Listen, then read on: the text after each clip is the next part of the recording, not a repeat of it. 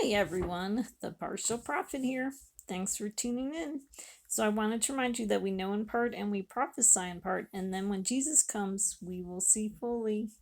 Okay, so today we're going to talk about the June and July prophecy update information. My last video was June 14th, so it'd be everything since that date. And I called it War Till the End and the 9th of Av. Okay, so we'll talk about those.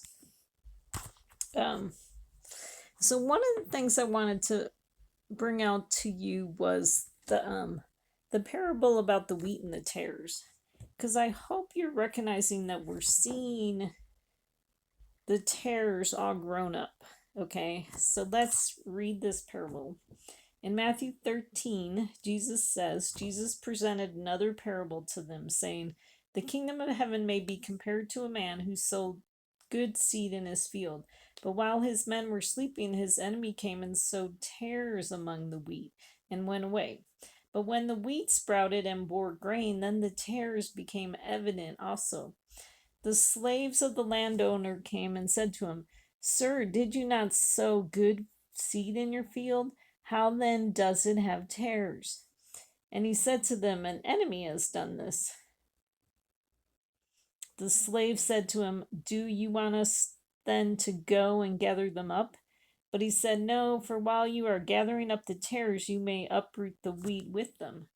Allow both to grow together until the harvest, and in the time of the harvest I will say to the reapers, first gather up the tares and bind them in bundles to burn them up, but gather the wheat into my barn.'" Okay, so this is definitely a last days parable that tells us what's going to happen in the last days. And so in this picture, so this is a picture of wheat, and to me it's kind of funny because the green stuff growing up apparently is the weeds, even though it looks very lifelike, doesn't it? Um, um, and so they didn't want the landowner didn't want to pull everything all up at once. He wanted to wait to the very end. Okay. Um, but the reason why I was bringing this up, because it says, "But when the wheat sprouted and bore grain, then the tares became evident also." So we are in the last days right now, and God is preparing us to meet the Messiah, Jesus. And so he's growing us up, but the tares are also growing up in a sense. And so what we're going to see is the tares belong to the wicked one. Okay, and so we're going to see evil people that are like being, like definitely showing their wickedness. Okay. And so I wrote, "We are definitely seeing the tares in our day." And I have this short little list, but I'm sure it's so much longer. Shootings, carjackings, protests that turn into riots, poisonings, murder, etc. So then in Matthew 13:38 says, "And the tares are the sons of the evil one." This is Jesus explaining the parable. Okay. "The Son of Man will send forth his angels, and they will gather out of his kingdom all stumbling blocks and those who commit lawlessness, and will throw them into the furnace of fire. In that place there will be weeping and gnashing of teeth." Okay, so it's important to recognize this parable really doesn't fit with the rapture theory that everybody teaches, because I mean, really, what happens when Jesus returns, he's going to separate out the wheat and the tares. He's going to separate out his people. And the tares are going to be thrown. I mean, it's called the furnace of fire. But what I believe is that that's the end time civil war, where the tares will fight with each other and really take care of them. So, so that's what I believe. And then, so what did I write in here? Okay, so we read in Second Timothy, it says, But realize this, that in the last days difficult times will come. For men will be lovers of self, lovers of money, boastful, arrogant, revilers, disobedient to parents, ungrateful, unholy, unloving, irreconcilable, malicious gossips, without self control, brutal, haters of good, treacherous, reckless, conceited, lovers of pleasure rather than lovers of God, holding to a form of godliness, although they have denied its power. Avoid such men as these. So, like, holding to a form of godliness would be like a type of false religion. Okay. And then I wrote like left versus right, because we're definitely seeing that in our day, where it says, and there arose also a dispute among them, the disciples, as to which one of them was regarded to be the greatest. So the wicked people think they're actually the good or the greatest. We definitely hear a lot of that in Trump's language, about, um, him and his people. So, but definitely both the left and the right, they think they're the righteous ones. Okay. And so remember that God's people are the remnant. That's, kind of mixed in. And, God tells us not to go either to the left or the right. Like the truth is kind of in the middle. So, okay. So this is a chart. I talked about this in lots of my other videos, where I was trying to make a list of Trump's quote unquote peace deals from his first term. And I actually like this chart because it's pretty nice and neat and clean. And it actually includes some of the judgments too. And so I won't talk about that because we've talked about it a bunch of times. But in his first term, it's like he had 6 quote unquote peace deals, but 7 events. Okay. Okay, so then I went through Trump's second term, to try to like write down everything that connected to, like his ceasefires in the Middle East and the wars in the Middle East. And so it's actually kind of a long list. And I won't go through that either because it's very long. But it starts out, right off the bat, when Trump started his second term, there was a current ceasefire. And whenever I say ceasefire, picture quotes around it because that's what I think, is that they're not really a ceasefire. Israel's enemies usually do not end up following the ceasefires. And they usually end up getting broken pretty quickly. But Biden had put together this ceasefire, and Trump was involved, and that, like, it started on January 15th, and then the ceasefire actually started on January 19th, and then Trump's inauguration was on the 20th. So this thing was going when Trump got into the office. And so he came in and he said, all hell's going to break loose if hostages aren't released. So they ended up getting 3 hostages released.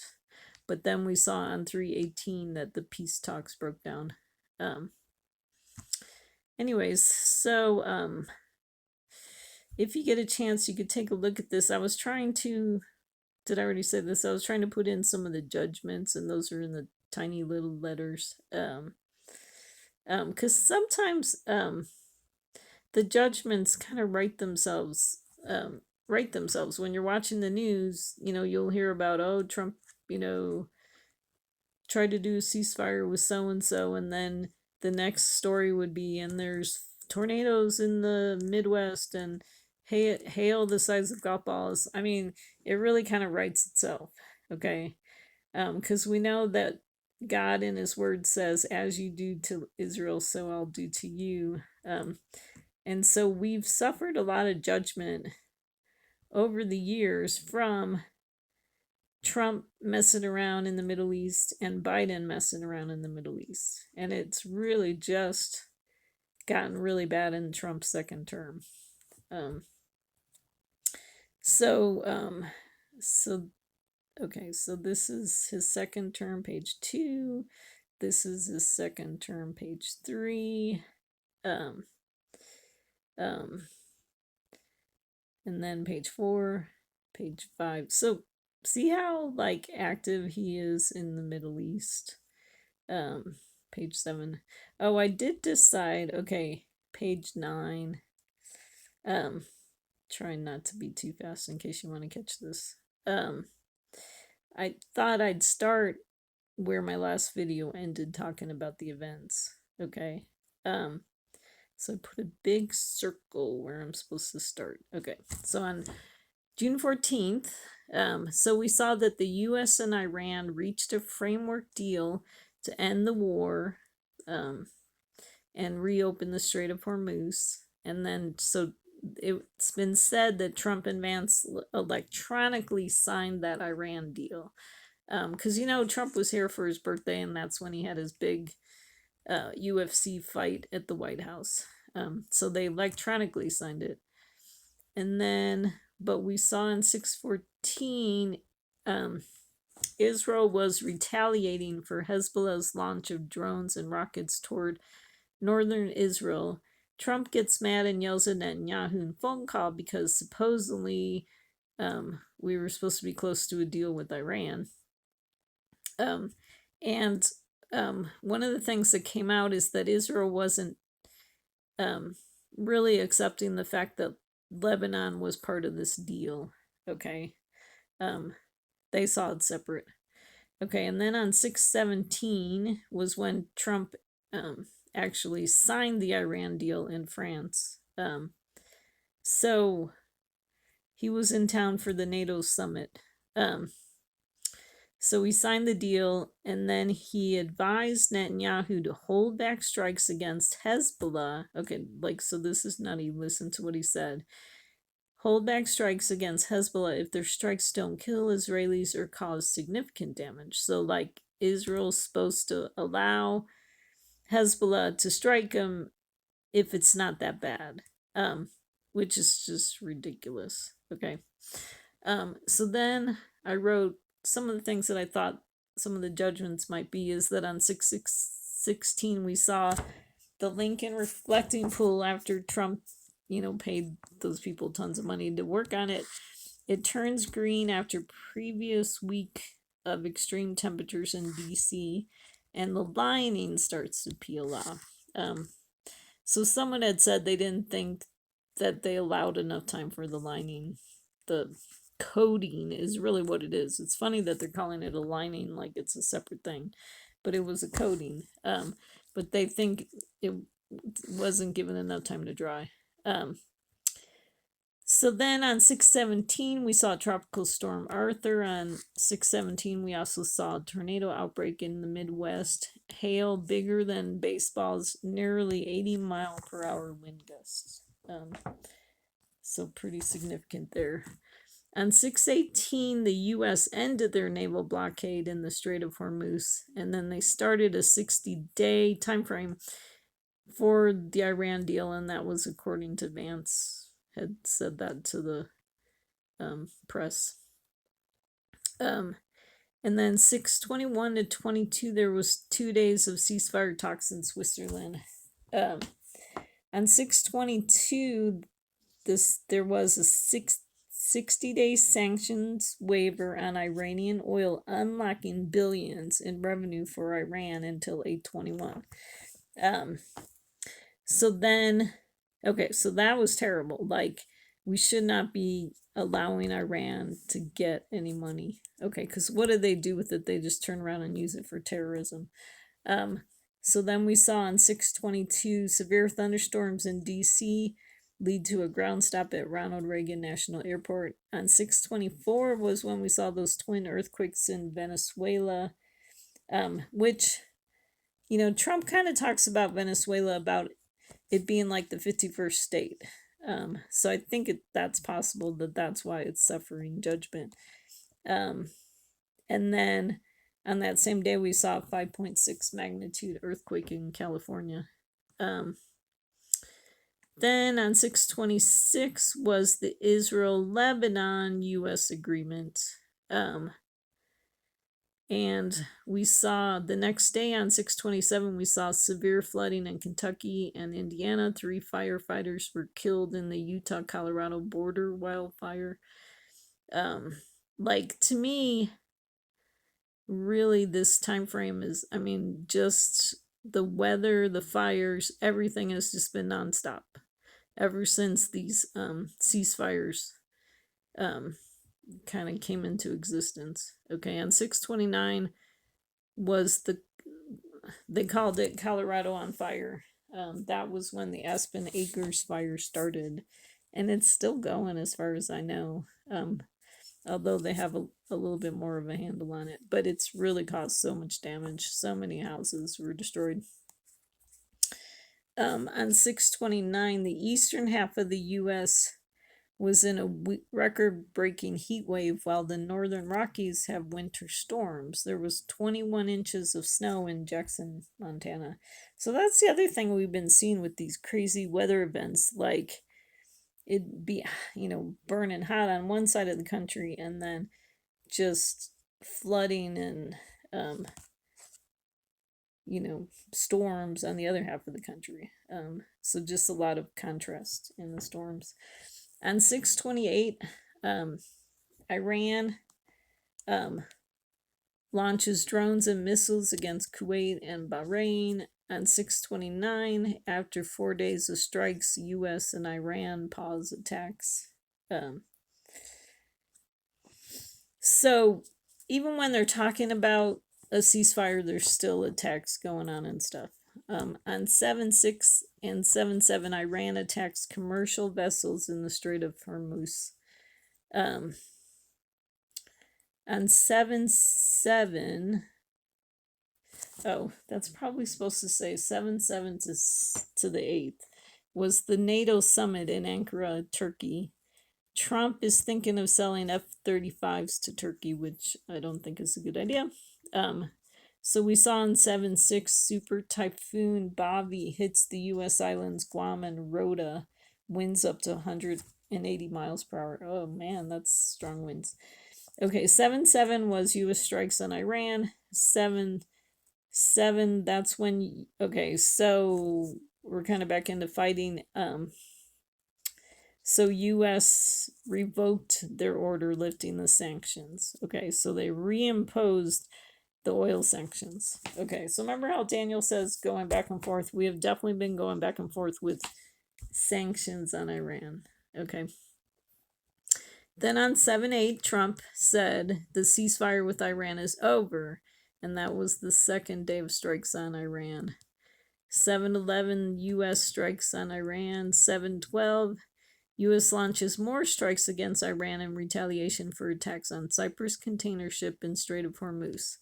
On 7/13, Trump wanted to impose a 20% fee on ships passing through the Strait of Hormuz. But what happened with that was some of those Middle East countries called him up and said, wait, don't charge a fee. What we'll do is we promise to invest in American business. Okay. And so then he dropped his idea of imposing this fee. And then on 7/14, we saw that crude oil was up to $84. On 7/15, the U.S. reimposed their blockade on Iranian ports in the Strait, and there was 7 consecutive hours of strikes from the U.S. And then also on 7/15, the Iran was attacking Bahrain and Kuwait. And so then I kind of jumped ahead. On 7/17, they actually said in the news that was the 7th night in a row of strikes on Iran from the United States. Okay. So we're definitely back to war. So then what I tried to do right here is trying to summarize Trump's ceasefires. Okay, so instead of all those pages that we just really quickly went through, I was trying to put like the plans and stuff like that, and then like count them, number them. Okay, so on 2/4, Trump in 25, Trump had his Gaza plan. Okay, that was when he stood up with Netanyahu and talked about his crazy plan of rebuilding Gaza and all that stupid stuff. So that was 2/4. And then, so what I tried to do too was keep the things connected to the various plans together. So then on January 22nd, I mean, almost like 11 months later or whatever, in 2026, that was when they did the Board of Peace signing in Davos. And so that's connected to the Gaza plan because, you know, they came up with this idea for a Board of Peace and Trump's in charge of it through eternity. So that happened January 22nd of this year. So it was announced January 16th, and curiously, it was the 119th week of the war. Okay, so that would have been the war in Gaza. Okay, so that's interesting when you see that 9/11 sign. Okay, so then on January 23rd, we saw Winter Storm Fern begins. On January 24th was the second shooting death in Minneapolis. Oh, so these say... All right, so I'm kind of confused because these say the 25th.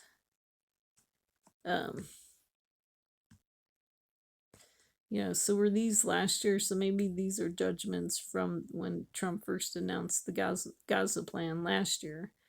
Because then on January 31st of last year, bomb cyclone Gianna begins partial government shutdown. I think so, because I don't think we've had a government shutdown for a while. Sorry about that. I'll have to check that. So then on, well, I could look at my calendar really quick here. From last January.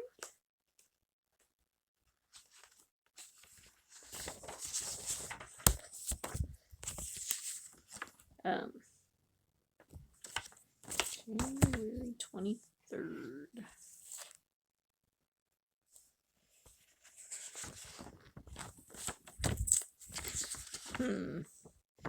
Not seeing that. 24. Okay, so maybe these are this year. 31, bomb cyclone Gianna.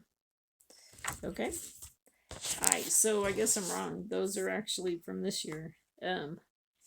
Which, so I guess, because really it makes sense. It kind of matches the Board of Peace dates. That, you know, right after the Board of Peace was signed, then we saw this winter storm come. And we saw this bomb cyclone on January 31st. Yeah. Oh, yeah, and then there was a partial government shutdown on January 31st of this year. Boy, doesn't that seem like years ago? Okay, so that's, sorry about that, those dates are wrong. It's actually, those all happened on the 26th in 2026. So, okay, so then on 6/23 and 24 of last year was the ceasefire that Trump forced on Israel and Iran. On 7/18 of last year, Israel was forced to have a ceasefire with Syria, even though they were trying to help out the who was that? The Kurds. And then on 9/29 of last year, that was okay. You know, so that was when Trump and Netanyahu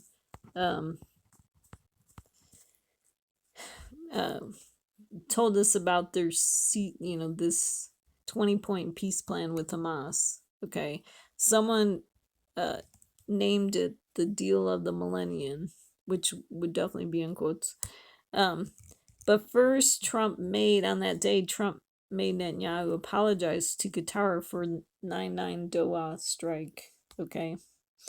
And so then we saw, like 3 days later, was the U.S. shutdown till 11/12 of last year. And 11/9 was actually kind of interesting, was the vote to end the shutdown. Okay. Then on 10/10, okay, so the ceasefire, they announced it on 9/29. On 10/10 was when it started. On 10/13 was when we saw the Hamas let go of the hostages, the Israeli hostages. And Trump was actually in Egypt on that day. So that's that ceasefire. And then on 11/6 we saw let's see, Kazakhstan joins the Abraham Accords. Okay, and so I put number 6, like,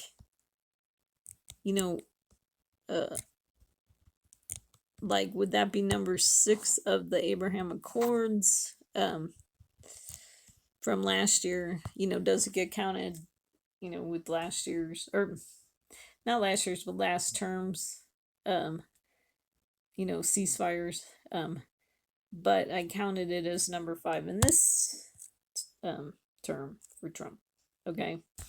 And then Trump had a 15-point ceasefire plan on 3/24. I mean, people were constantly throwing out ceasefire plans. On 4/7 was the 2-week ceasefire with Iran on 4/7, backed by Israel, extended indefinitely on 4/22. And then we saw there was 185 tornadoes in the Midwest in the first 3 weeks of April. Okay, so just terrible judgment there. And then on 4/16 was the Lebanon 10-day ceasefire. It was renewed on 6/3. It was signed on 6/26. Okay, if I've been following these correctly. And so we saw on 4/17 was 75 total tornadoes in, I don't know how many different states there are. That's a bunch of states. And then on 4/20, we saw 152 wildfires in Georgia and Florida. So definitely a lot of judgment going on there. The issue with Lebanon and trying to force a ceasefire on Israel is that Hezbollah, I mean, it's all well and good to say you've made a peace deal with Lebanon, but it's Hezbollah that Israel really has a problem with.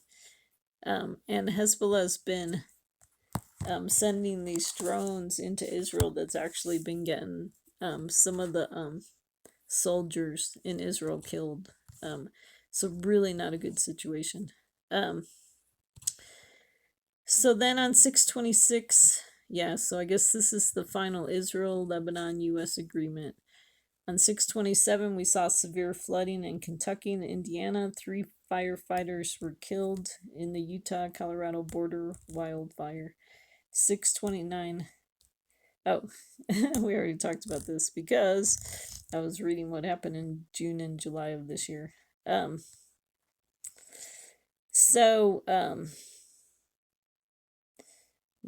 so then we go on 5/28, and so, just trying to follow this stuff too, bouncing back between Lebanon and Iran. Okay, so back to Iran. On 5/28, there was a memorandum of understanding pending Trump's and Iran's approval. So we saw on 5/28, musical artists dropped out of Trump's America 250 Great American State Fair. On 5/29, the judge blocks renaming and closure of Kennedy Center. Trump wanted to gut it and start over, basically. And a judge blocked that, which is good because probably doesn't really need that. On 5/30, we saw an Omega blocking pattern over the U.S. for most of the week. Okay, so that's where, I think the weather inside is different than the weather outside of the Omega pattern. But but it's bad for everyone involved. And then on 6/14, that's when Trump and Vance electronically signed the Iran ceasefire. And then Trump stopped the U.S. strikes abruptly on 6/11, and then on 6/14, that's when he yelled at Netanyahu and phone call for strikes in Lebanon because supposedly close to a deal. On 6/17, Trump signed the Iran deal in France. I guess we already talked about all this. And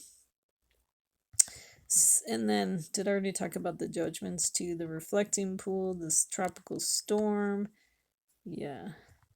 And then on 6/22 was this, that was the date of the 60-day sanction waiver. And we saw on that day severe thunderstorms in DC. Yeah, we already talked about that. And then on 7/8, Trump says the ceasefire with Iran is over. So back to war. Okay, so I added these all up. And, like when I put like 6B, I considered it part of, like, it's still has to do with Iran. So that's why I put 6B. Okay.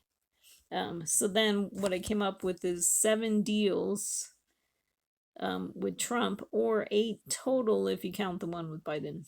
Okay. But what I'm trying to show is that I think what we have is 2 full completed lampstands of ceasefires, where Trump has his lampstand of ceasefires and Biden has his lampstand of ceasefires. Because we read about in Revelation about the 2 lampstands standing by the Lord of the earth. Okay. Because I think if we're seeing 2 full lampstands, then I think we're really close to Jesus coming back. And so then, so I did a similar thing with Biden, kind of made a list of his various deals. Okay. And he was running around, like, so we had this Saudi deal on August 9th in 2023. And Netanyahu really kind of took it and ran with it. And he was running around with people talking about how great this Saudi deal was. Biden was running around talking about how great this Saudi deal was. And then what we saw was, so this was definitely a fulfillment of the verse of, while they are saying peace and safety, then destruction will come upon them suddenly.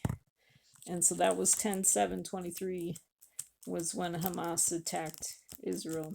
Okay. And then the second page of Biden's ceasefires. So what I did, same thing with Biden, is I summarized it all on this one page here, to show his 7-branch lampstand. So he had, like, the paper that he signed with Lapid, and then there was actually a maritime agreement where they actually gave away some of Israel's sea land. And then, I mean, that's why I think Biden is the beast from the sea. And then, like I said, August 9th was his Saudi deal. And then he had 3 ceasefires. And then on 5/8, he actually cut off weapons to Israel. So that's 7 different things. So definitely a full lampstand. And we know that because he's no longer in power. So then when I finished my last video, I was talking about the birthday prophecies, and to be honest with you, I don't think I totally understood what they meant. And then I've been thinking about it since then, and so I think I gotta figure it out now. So I'll tell you what I think. So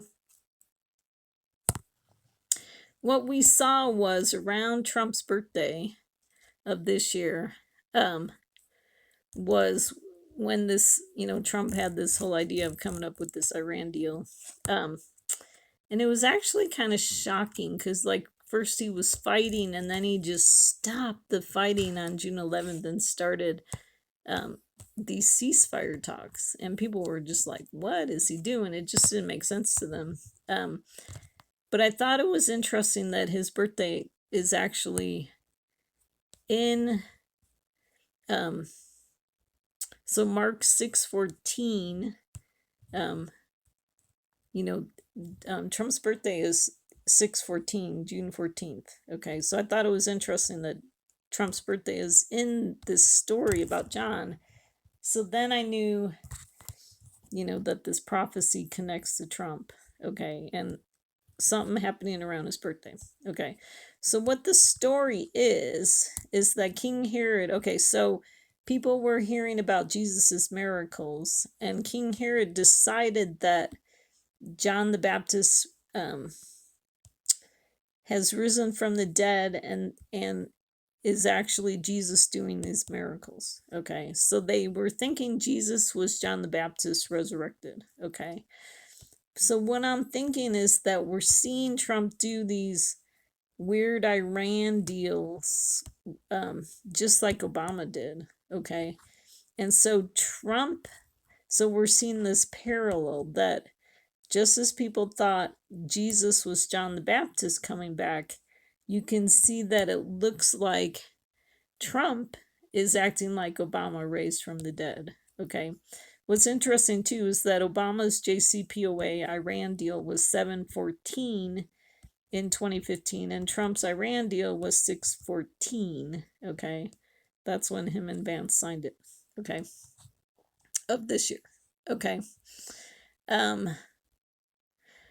So then it talks about that Herodias at this birthday party, at Herod's birthday, she does a dance, and Herod says, I'll give you whatever you want, and she says, he says, ask me for whatever you want and I will give it to you. And then she asks for the head of John the Baptist on a platter. So what I'm thinking is, well, first it says a strategic day came when Herod on his birthday gave a banquet for his lords and military commanders and the leading men in Galilee. Okay, so that connects to the UFC fight at the White House, because Trump did have the military there. Okay, and leading men of Washington, or of the United States. And then with Herodias dancing, to me, in my eyes, it would be almost anyone, but we've definitely been seeing the countries in the Middle East willing to do a dance for Trump, to kind of like bribe him. And so Trump is easily swayed by bribes, gifts, and pageantry. Okay, because we saw Qatar give him a plane that he's using for Air Force One. We just saw how the Middle East countries have just had to say, well, we'll invest in your country, and then Trump lets go of his idea of charging people in the Strait of Hormuz. And then I'm thinking the shadow of the head of John the Baptist on the platter is a picture of how, with all these ceasefires, it's like the head of Israel is on a platter. Okay, that these presidents are willing to sacrifice the good of Israel for peace in the Middle East. Okay, so what did I write? Israel is beheaded in the Iran deal, quote unquote. Authority taken away. So they've also taken away like Israel's power, while Israel is in the fiery furnace, war with Iran and Hezbollah. Okay, because they said immediately the king sent an executioner and commanded him to bring back his head, and he went and had him beheaded in the prison. Okay, so whenever Israel's been fighting their wars, someone will come and try to take away their power. So that's what I think about those birthday prophecies. Okay, then, oh gosh, and so then also on, okay, so we have the UFC fight. I just found this out and was shocked. Okay, so they were actually selling coins. commemorative coins for commemorating the White House UFC fight. Like, this whole thing was just idiotic. And so there, on the right there, you could see a picture of the gold coin with Trump. Okay, so they were saying they cost up to $11,999.99. Okay, well, so people were saying they're not even worth that much in their weight in gold. Okay, the weight of gold is far less than that. Okay, um, so but I thought that number was interesting. You could kind of see a 911 in there, but you also have 999, which upside down would be like 666. Jimmy Kimmel was making fun of Trump and calling the coins like Julius UF Caesar, like the UFC fight. Okay, which I thought was kind of a good connection. It reminds us of what Jesus said in the Bible about Caesar. Okay, so people were asking Jesus, is it lawful for us to pay taxes to Caesar or not? And Jesus says, show me a denarius. Whose likeness and inscription does it have? They said Caesar's. And he said to them, then render to Caesar the things that are Caesar's, and to God the things that are God's. Okay, so I think that line right there is really prophetic, because it's like either you're going to be a part of Trump's religion of buying and selling, or you're going to be a part of God's kingdom. Okay, which doesn't include buying and selling as a priority, basically. So definitely very interesting. I mean, that coin, when you look at it, really does look like a Caesar coin. I don't know, not that I really know what a Caesar coin looks like, but I'm sure it'd be something like that. And so then I've been talking about in my videos how we've been seeing that concept of 666 being fulfilled in our day. Like, okay, so someone at some point came up with this story about 666 being like a chip. Okay, and I talked about how that doesn't really fit with the rest of the Bible, because we're actually given a mark of God on our foreheads and our hands if we follow God. Okay, and God, it would be a metaphorical mark, not an actual literal mark. Okay, so same thing with the mark of the beast. Okay, but then I've been showing you how that Trump's been controlling who can buy and sell by his endorsements, basically. And he's in charge of the government, and he's been, I mean, it's just all over the place. Like, he fired the board of the Kennedy Center and put in his people. Okay. And so I've been trying to kind of point out when we keep seeing that kind of stuff happening. Excuse me, I'm getting a piece of tape. Okay. And then, so just in this time frame of this video, we saw, we're seeing various elections where, we've been having a lot of primary elections throughout the country, and so we've been seeing various elections where a Trump endorsed candidate will win. But we are starting to see this slipping. On 6/16, a billionaire Rick Jackson defeated Trump-backed Burt Jones in the California gubernatorial primary. Okay. So I think what it really is because we saw this with Biden too. When it was the end of like his time frame, his 42 months, we definitely saw, like his power was waning. Okay.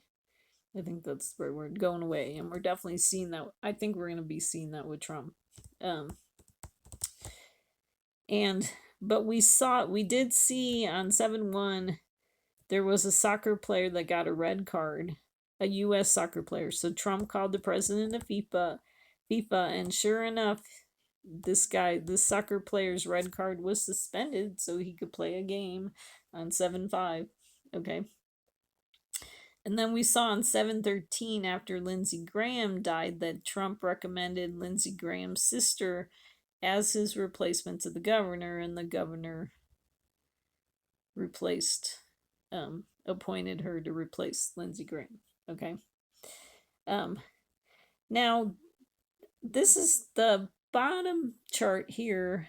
I just wanted to show you how, because I told you that I think Trump's kind of like losing some power. And so we're seeing kind of like a loss of 2 Republicans in the Congress. So Lindsey Graham actually died. But Mitch McConnell, which was interesting, it was on Trump's birthday, actually fell on Trump's birthday. He was hospitalized from a fall.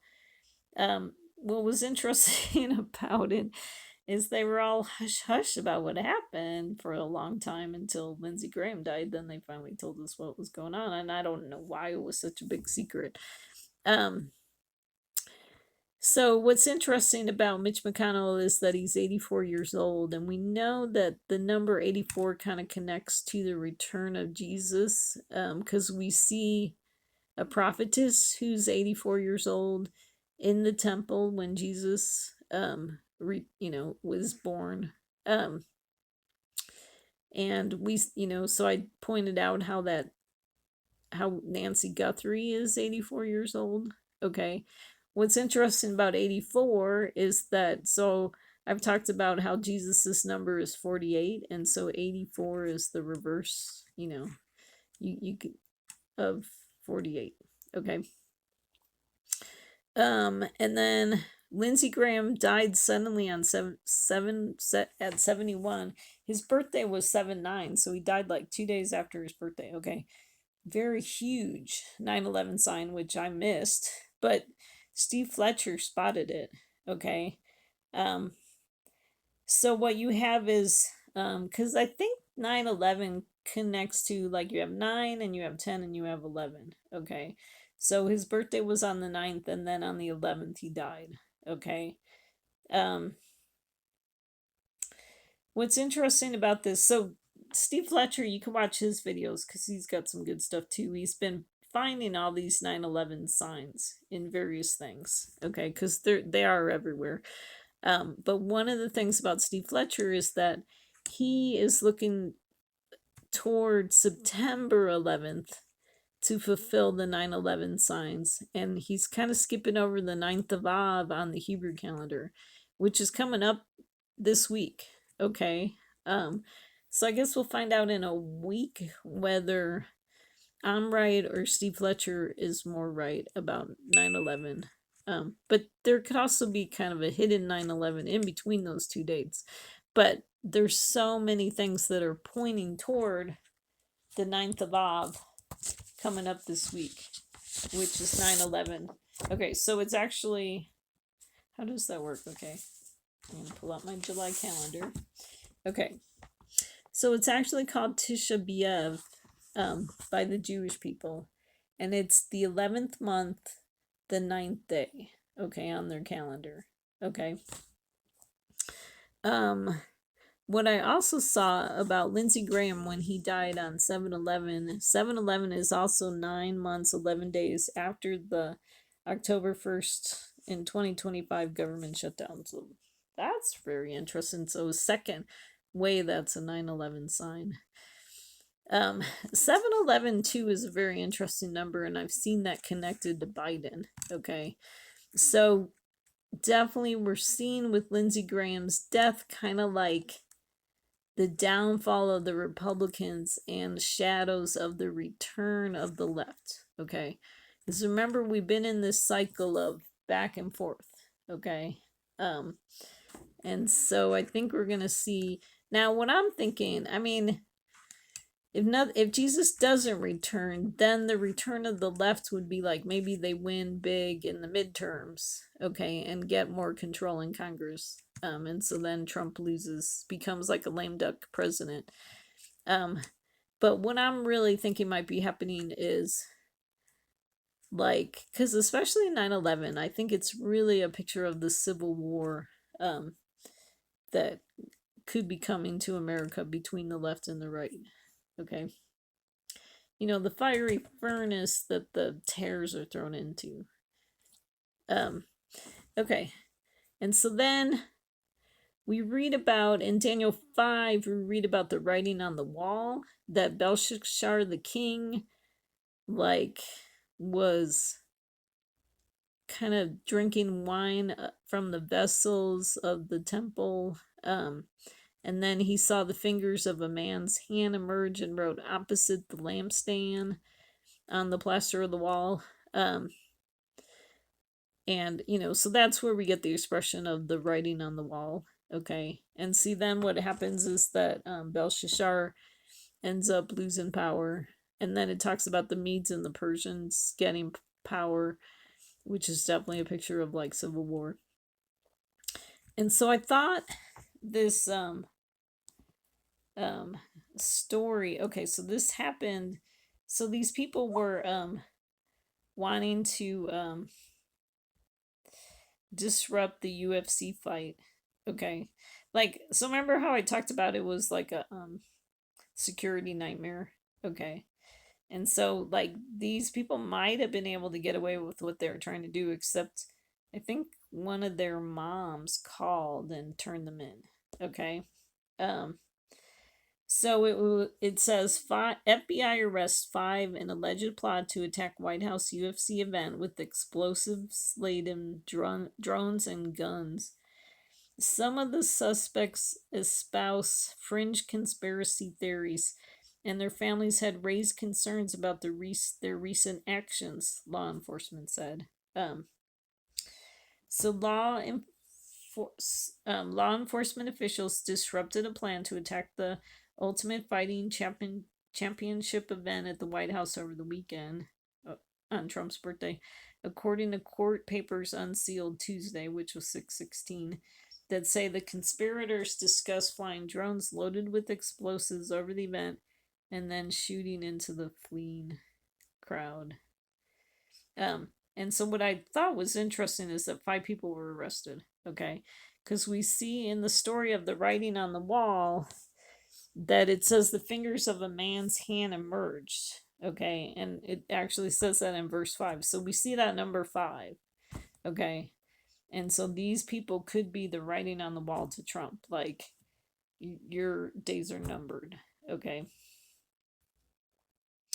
And then on 6/17 was when they actually revealed the text. So I don't know if you remember that the Iran deal was kind of hidden and they weren't really telling us what was in it, even though it had already been signed and all that kind of stuff. And when people finally did see it, they weren't happy. And so we were seeing comparisons between Obama's Iran deal and Trump's deal. The biggest thing that got people is that Obama was talking about 1.7 billion in unfrozen Iranian assets, and Trump was talking about 24 billion. It's just terrible. Okay. But that 24 number is interesting because it connects to 6666 or 888. Okay. So they were comparing the two. I mean, one of the things, like, so people are wondering what exactly is Iran given up in Trump's deal. It seemed like the rest of the world was more giving up stuff, and Iran was kind of getting everything they wanted because they wanted to have control of the Strait of Hormuz. Um, um, okay, so then, let's see. So then on the right, this guy Mike Carl, he said the art of the deal. Iran says Trump agreed to 300 billion to rebuild Iran. Like, who's going to pay for that? I know if Trump's thinking the Middle East countries, they don't want to pay to help rebuild Iran. It's really like was really bizarre because it's almost like he's admitting defeat in the war. Just very bizarre. Um, and Iran was claiming that some of the money had already been handed over to Iran. Um, so just nutty. Okay. So, I mean, I personally don't believe you can make a deal with Iran because they'll lie and cheat their way through it. And we saw that with Obama's Iran deal. Like they were supposed to have inspections of their nuclear facilities, and they broke the cameras, and they wouldn't let the inspectors in, and I mean they just broke the deal at every corner. So I don't know if there's anything else I want to say about that. It's basically a bad deal. So um I thought it was interesting that on June 26th, 2026, which by the way, that date is kind of like 666. Okay. Um, was Dateline actually had a broadcast called After the Flood, where they were looking at the catastrophic July 4th flooding that happened last year in Texas. And so, anyways, on that same date, too, was the Israel Lebanon US agreement, so 666. But I think I was talking about, I don't know if I talked about this before, but just how July 4th date connects to Trump because it's 7-4. And then he's the 47th president. So I definitely think it was a big warning last year. Like, I was really expecting something to happen on July 4th this year. Because we had this big warning last year with the flooding. Okay. But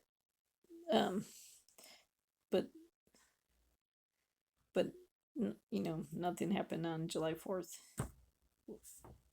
And then, okay. So then this is talking about, okay, so the Iran Lebanon United States deal that happened on June 26th. Which the 666 number would really connect to it. Okay. Because they're talking about behind the scenes how shared fear of Iran led to an Israel-Lebanon deal. Okay. So this is a picture of the signing ceremony at the State Department on Friday, 6/26. Okay. And they said the story was based on conversations with 6 U.S., Israeli, and Lebanese sources with direct knowledge of the negotiations. And so they said 4 days of nonstop negotiations in Washington this week between the Israelis and Lebanese governments were propelled by one clear shared interest, weakening the influence of Hezbollah in Iran and Lebanon, according to U.S., Israeli, and Lebanese officials. Okay. Then it says, okay, let's see. On Thursday evening, both Israeli Prime Minister Benjamin Netanyahu and Lebanese President Joseph Owen hit the brakes. Negotiators on both sides asked for more time to consult with their capitals, and the U.S. mediators agreed to extend the talks by a day. But then Rubio landed back in Washington on Thursday night after a trip to the Persian Gulf. Rubio had been speaking by phone with both Netanyahu and Aoun since Tuesday, holding around 8 calls in total with the two leaders. Vice President Vance also spoke to each leader at least once. Okay, so pressure. Do you see that? Rubio emphasized to Netanyahu and Aoun that it was important to President Trump for a deal to be wrapped up by the end of the week. The high-level attention from Washington made it clear to both sides that there was a clear sense of urgency here, a source with knowledge said.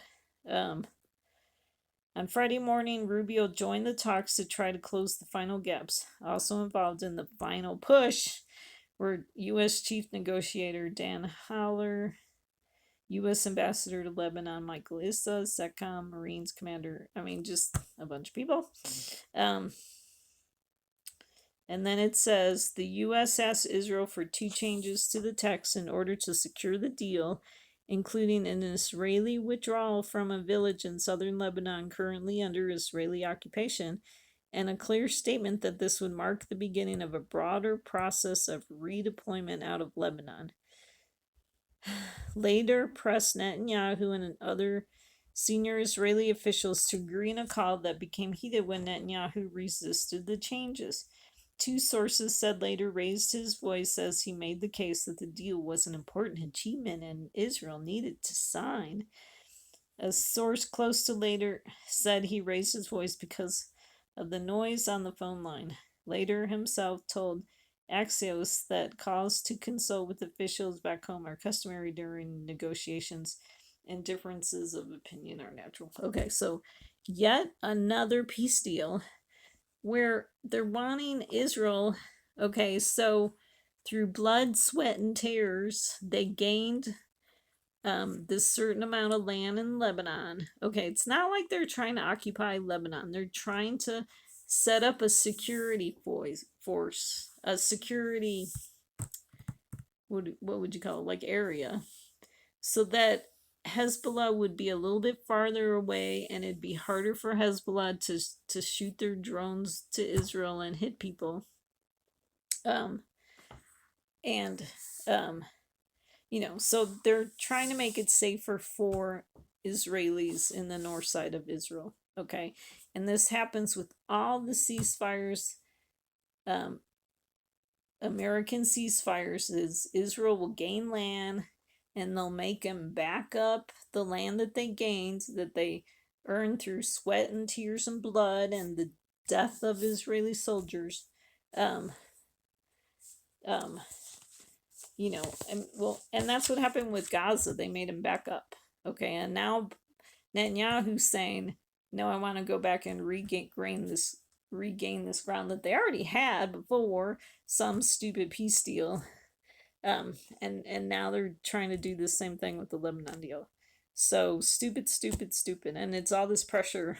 And it's like it's important to Trump, kind of thing going on too. So I'm not a fan. Okay. Okay. So what was interesting is that we saw on 6:30 they said that Trump took in about 1.2 billion from crypto businesses last year, financial disclosure shows. So while we're all suffering with the price of gas and the price of groceries, and just various things like that, and the consequences of judgment because of Trump's stupid deals in Israel, Trump is just raking in all this money. Okay. Now, it's stories like these where I'm like shocked that people don't recognize that Trump is Babylon. Okay. Because he's running this huge business while he's president. Okay. It's unprecedented. Okay. The other presidents didn't do that, like you weren't allowed to do it before, but somehow Trump gets away with it. What I thought was interesting was that in 2006 was when they released the story. The movie The Devil Wears Prada. Typo, sorry about that.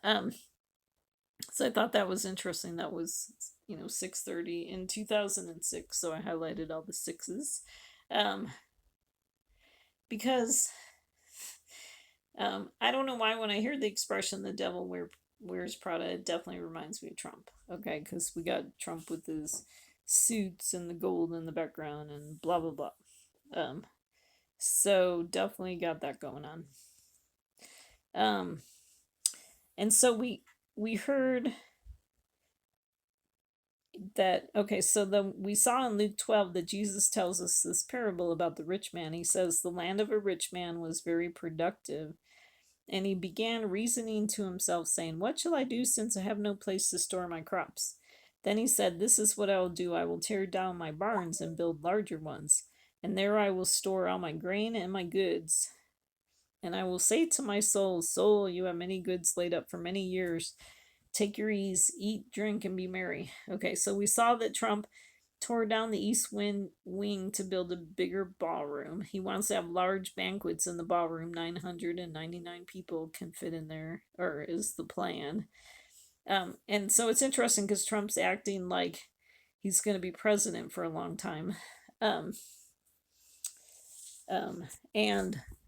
the other thing too, when I saw this story about Trump, okay, so right around the same time frame, saw this story about Trump taking in 1.2 billion from crypto businesses. And then we also heard about Elon Musk becoming like the first trillionaire or something. I can't remember now. And so um, um, I was kind of fretting a little when I heard those stories, okay, because it kind of seems like a waste. And so then I read, I think it's Psalm. Okay, so I'm trying to find it in my notes. So I think it's Psalm 47 where God says, "Do not fret when you see the rich man, like be productive in his day, because at some point God's going to bring judgment." And okay, oh, sorry, it was Psalm 37. Yeah, so Elon Musk became the world's first trillionaire on 6/12, 2026, which is, you get 666 there, which is interesting. Um, but his dollar amount kind of backed down a little bit because of the way the stocks worked and stuff like that. But God says, let me see if I can find Psalm 37 for you.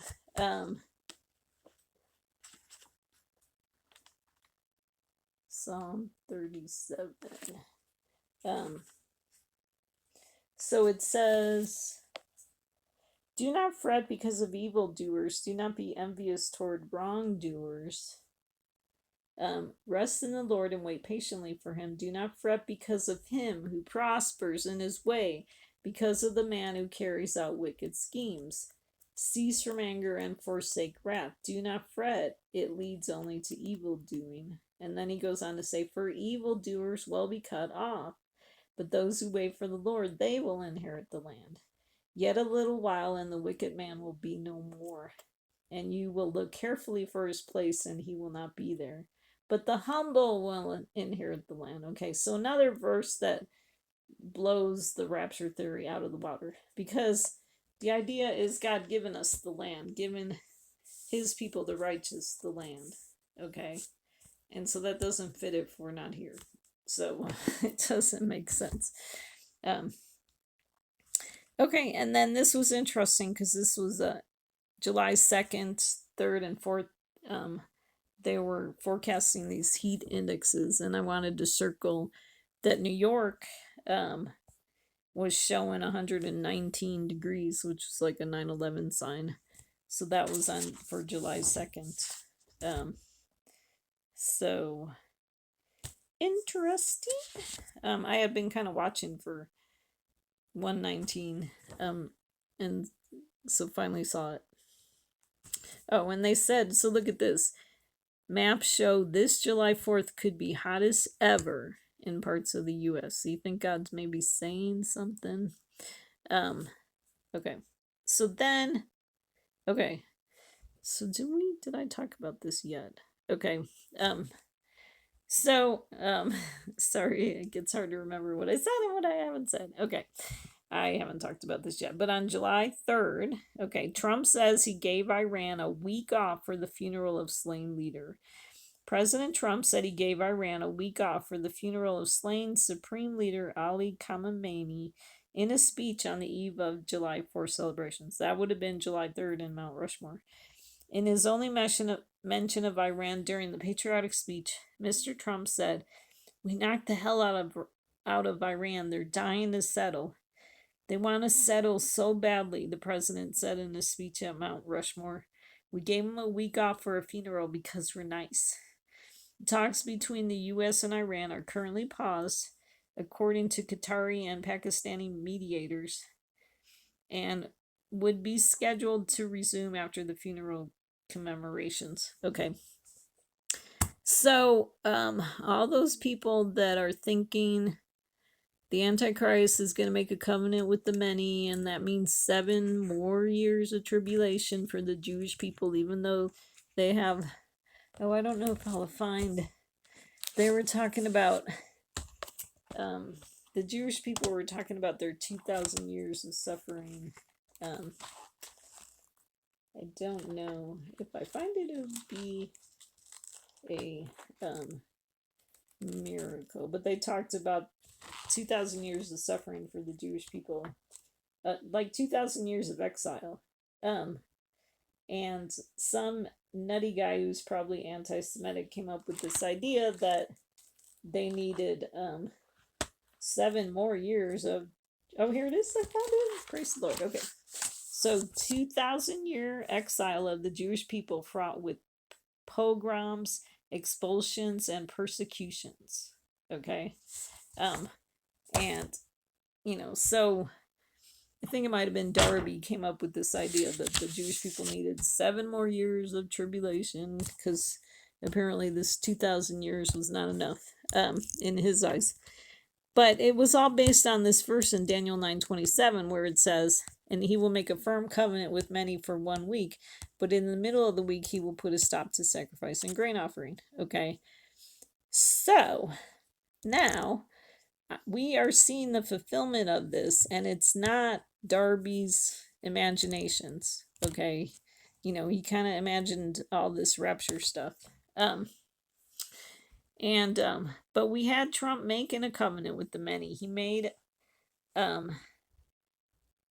he gave Iran a week off, okay, for their funeral, okay. But what happened in the middle of that week, okay? On 7/8/26, Trump says ceasefire is over. So Trump put a stop to the sacrifice and grain offering. Okay, so look at the ceasefire, and you know how I talk about the ceasefires being where Israel is like the sacrificial lamb in these ceasefires, for the sake of peace, in the Middle East. They end up being sacrificed in these peace deals. And then I'm thinking grain offering connects to the American offerings. And so, was Trump saying that America was going to pay that money? 400 billion or whatever it was. Let's see. 300 billion to Iran. Who's going to pay that? I don't want my tax dollars going to Iran. But in the middle of this week, Trump put a stop to the ceasefire. Okay, so no longer is Israel being sacrificed, and no longer is America making grain offerings. Okay, and so in the middle of the week, that was 7/8/26, Trump says ceasefire is over. So we're seeing the fulfillment of that verse. Okay, so stop looking for a 7-year tribulation period. We've been in tribulation. Why can't people see that? And especially when you see all the weather stuff going on in America. It's just unprecedented. The floods and the fires and the tornadoes. And it's nonstop. It's just, just continuing all the time. Okay. To me, that's tribulation. I don't know what else they're looking for. Okay. And especially so with the rapture theory, it's kind of this arrogance, like Christians don't need suffering. We're all ready to meet Jesus. But the Jews, they're bad and they need to suffer more to find Jesus. And so it's like Christians don't have to go through tribulation, but we've been going through tribulation, and that's how God's been preparing us to meet Jesus. And so it's for both Jews and Christians alike. Okay, we both been suffering. God's people, the remnant. Okay, so that's that. Okay, now look at this, because this is crazy. Okay, this was on 7/3. Donald Trump shared a video to Truth Social showing a replica of Mount Rushmore cast in gold. He's obsessed with gold. With his face mounted into the National Memorial next to Abraham Lincoln. Okay. I don't think he wants to connect himself to Lincoln. Remember I talked about him and Lincoln in my previous video? Because I do think there's a connection. Okay. The video opens with the text, Art of the Vision, with the letters spelled out over an American flag. A Trump voiceover says in the clip, I will be the greatest president for many, many years to come. Okay, so there's that quote that I read. I forgot about that. Where, see, Trump is acting like he's going to be president for, um, years. Because what was that? um, you know, in Luke 12, where it says, take your ease, eat, drink, and be merry. You have many goods laid up for many years to come. Okay. Like he just doesn't think he's going away. Um, I mean, you know, he's only really supposed to have like 2 years and some certain amount of months left in his term. But so he's just a nutcase. Okay. So Trump shared the video ahead of a speech at Mount Rushmore as he kicked off a weekend of celebrations for America's 250th birthday. Okay. So here, this picture is the image shared to Truth Social, shows gold rendering of Mount Rushmore with President Trump included in the visualization.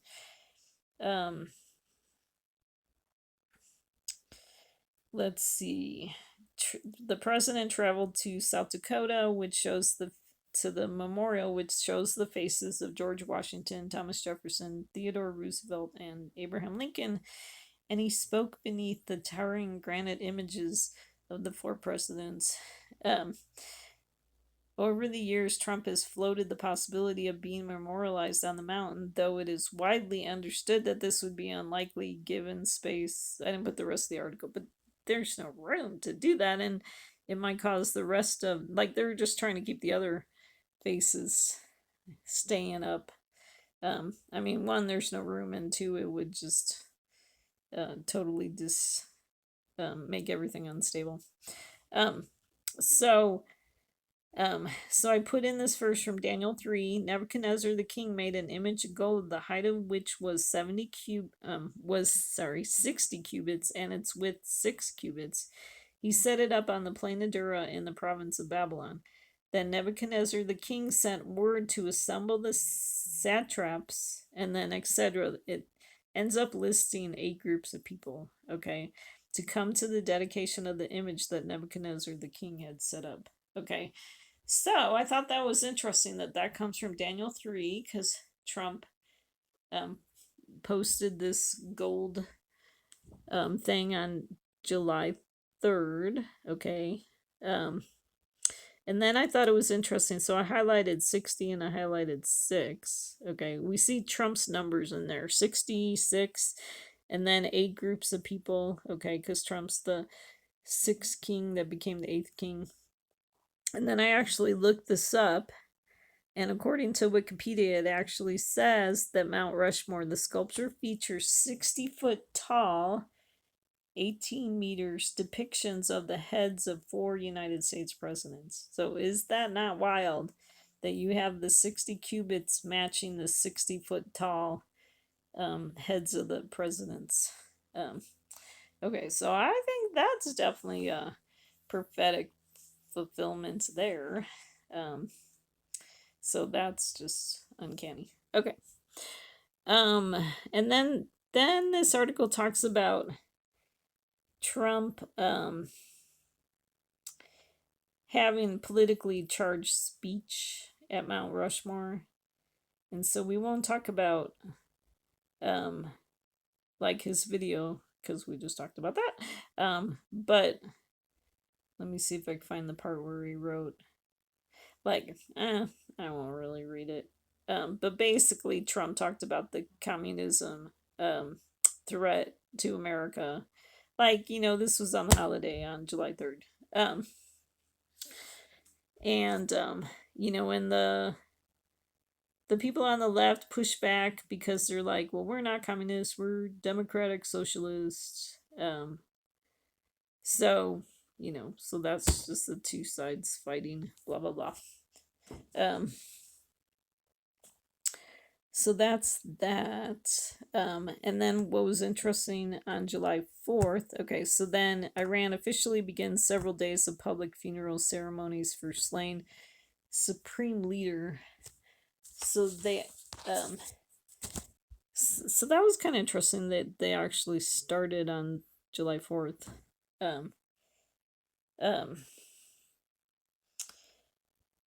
so Iran had 6 days of public funeral ceremonies for, the supreme leader Ayatollah Ali Khamenei. And because you know how the Muslims are all definitely have these giant funerals. Okay, thousands of mourners carrying red banners, a symbol associated with cause for revenge, gathered in the courtyard of Tehran's Grand Masala ahead of the arrival of Khamenei's coffin, chanting "Death to America" and "Revenge, revenge." Okay, so then I wanted you to see this picture of the sea of red. Okay, and actually, I saw another picture somewhere else where there was a giant banner that talked about death to Trump or something like that. I didn't find that picture to put in here. Um, but so then it was interesting that we saw Trump, so they want revenge for Trump, okay, because of the war. Okay, like we already know that they really wanted Trump's head because of they killed that Trump killed that guy in his first term, okay? And I can't remember his name right now. And then he's been on their list ever since that, but now because of the war, he's like even more so on their list, okay? And so it shouldn't be surprising that on 7/8 we saw Trump leave the NATO summit on the old Air Force One, which they said has better security than the new Qatar Air Force One plane. So definitely interesting. And then so I wanted to put in this picture of lightning flashes near the National Mall as thunderstorms in the area affect 4th of July celebrations, marking the 250th anniversary of U.S. independence as seen from Arlington, Virginia. So here in Colorado, we didn't have fireworks because of the fire danger, because like our state's already burning up and they didn't want to risk any more fires. So and so I think you could see the Washington Memorial in the background there. So so this is in Washington. Okay. And then let's see. Okay, so Trump says it's Saturday night. Let's have some fun, even if we are out late tonight. They say 11 o'clock for the speech. Who cares? He wrote. Okay, so the event was slated to begin at 7 p.m. And when temperatures were set to feel like near 100 degrees, according to the forecast. However, the program was delayed and attendees were asked to temporarily leave and seek shelter in nearby buildings due to both the heat and forecasted thunderstorms. Yeah, you wouldn't want to get hit by one of those bolts of lightning. At times, there was confusion among the crowd as the excavation orders were announced. But with military flyovers continuing, some attendees stopped in their tracks to take pictures of ongoing flyovers instead of evacuating. Anyways, so like I said, 7/4 talked about how it connects to Trump being number 47. And then this is another 9/11 sign because Trump was supposed to speak at 9:45, which would be like 9/9. But it was postponed until 11. Okay, which July 4th was Tammuz 19, which is the 10th month, the 19th day of the 10th month, which is another hidden 9/11. So definitely lots of 9/11 signs. Okay. We saw on July 4th that there's these khaki wearing white supremacists that crashed Trump's July 4th party. So I won't read this article, but we definitely see, we're definitely seeing pictures of like, shadows of the upcoming civil war. And so, we definitely got these white supremacists on the far right, that would definitely, be part of the Civil War. Um, so ceasefire is over. While they are saying peace and safety, then destruction will come upon them suddenly, like labor pains upon a woman with child, and they will not escape. Now, some of the destruction was the weather destruction. Okay, those were labor pains upon a woman with the child. God's getting us ready for the coming of Jesus. Okay. So on 7-6 and 7-7, Iran attacks commercial vehicles in the Strait of Hormuz. On 7-7, the U.S. retaliates. And then on 7-8, there's more strikes from the U.S., and that's when Trump says the ceasefire with Iran is over. So in Daniel 11:27, it says, "As for both kings, their heart will be intent on evil, and they will speak lies to each other at the same table. But it will not succeed, for the end is still to come at the appointed time." So I highlighted, it will not succeed. So the ceasefire, which we already saw that, will not succeed. Okay, so the ceasefire between Iran, because they were speaking lies to each other. Like, definitely Iran was lying to us. They had no intention on, like, following the terms of the agreement. Okay. And then, so Daniel 9:26 goes on to say, "Even to the end there will be war." And so I highlighted that. Desolations are determined. So this is why I think we're really close to the end, because the ceasefire, boom, it didn't succeed. The covenant with many for 1 week, that Trump in the middle put a stop to the ceasefire. And then Daniel says, even to the end, there'll be war. We've been in war. Okay. So yeah, I think we are really close. What was interesting too about 7-8 was in 1776, that was the date that they rung the Liberty Bell to invite Philadelphians to the first public reading of the Declaration of Independence. So it's kind of interesting that kind of this big sign from Trump happened on 7-8. Okay. The anniversary, the 250th anniversary of the Liberty Bell. Okay. Definitely think it's kind of connected. Okay. So this was another 9/11 sign. They had this building in New York. Okay, in Manhattan. Okay, 2 columns were buckling. I wonder if that connects to the 2 witnesses, like Trump and Netanyahu. We see Trump's numbers, 8 a.m. East 42nd. Okay, so 42 is an interesting number because 4 plus 2 equals 6. 4 times 2 equals 8. The East connects to the right. Trump's to the right, politically speaking. On 7-7, okay. On 7-7 also we saw ice shoots and okay. So on 7-7 we saw the ice shooting. They killed an innocent man. So I'm wondering if it's the return of Biden. And I got another slide that talks about this. It's interesting because these buckling columns were on the 21st floor. That could be showing like the return of Biden. Okay. Oh yeah, here's that slide. So it's kind of uncanny, the similarities between at the beginning of this year in January with the ICE protests and shootings, and how similar they are to the ICE protest in July of this year. Because on January 7th was the Renee Good shooting. On 7-7 was a Houston man was shot. Okay. The protest for Renee Good started right away on January 7th. The protest for this Houston man started on July 8th. And so, like, some of the dates are similar, like 7-14. January 14th was the second shooting by ICE. July 14th, like, this guy was killed by a tractor trailer while he was running away from immigration officers. So just, I'm not a fan of ICE's tactics. Okay, just I don't know what to say about them.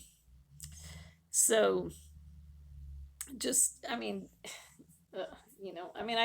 definitely think immigration issues are like, I told you about how in Lincoln's day the Civil War was over slavery, and I think in our day the Civil War is going to be over immigration. Okay, because the two sides have very extreme views. Okay, because it's almost like on the right, they don't want any immigrants in this country.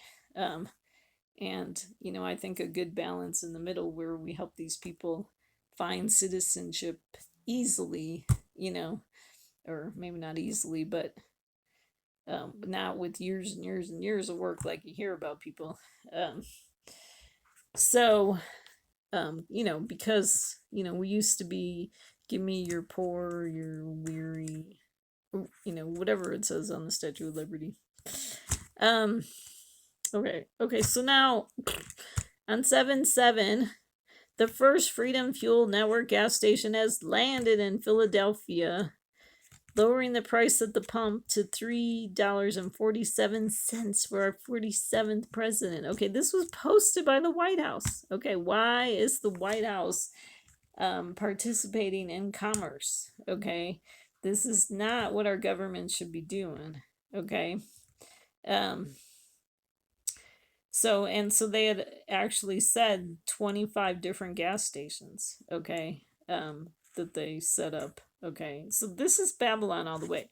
How can you not see that Trump is Babylon? Okay. So then in Matthew 21 we read, and Jesus entered the temple and drove out all those who were buying and selling in the temple, and overturned the tables of the money changers and the seats of those who were selling doves. It was the same as happened in the days of Lot. Okay, this is from Luke. They were eating, they were drinking, they were buying, they were selling, they were planting, they were building. Okay, so then if you're seeing buying and selling happening, then you know that Jesus's return is very near. Okay. Then on 7/9, okay, so on the same day, a Florida airport and a Tennessee bridge are renamed after Trump. Okay. And so what I thought was interesting about the bridge, so you could look at this picture here. President Donald J. Trump International Airport in Florida. And the bridge, they call it, so it's really weird, this sign. Okay, it says President Donald J. Trump Bridge. And there's no, what do you call it?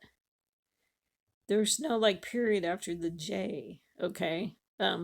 Which then I think just makes it more clear that if you take Donald J. Trump, it's 12 letters, and bridge is 6 letters, you get the 666. Okay, because I've actually been noticing this for a while, that Donald is 6, but then J. Trump is 6. Okay, and then now you add bridge and you get another 6. So,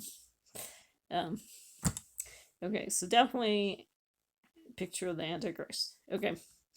July 15th, they had the 51st eruption of the Kilauea volcano. 900-foot lava fountains, summit lava lake returns. Okay, that could be a sign. The lake returning could be a sign of the beast from the sea returning. Okay, for like the Civil War.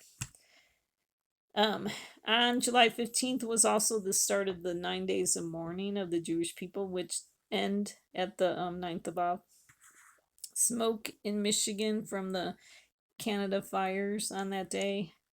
The U.S. blockade was reimposed, 7 hours of strikes on Iran.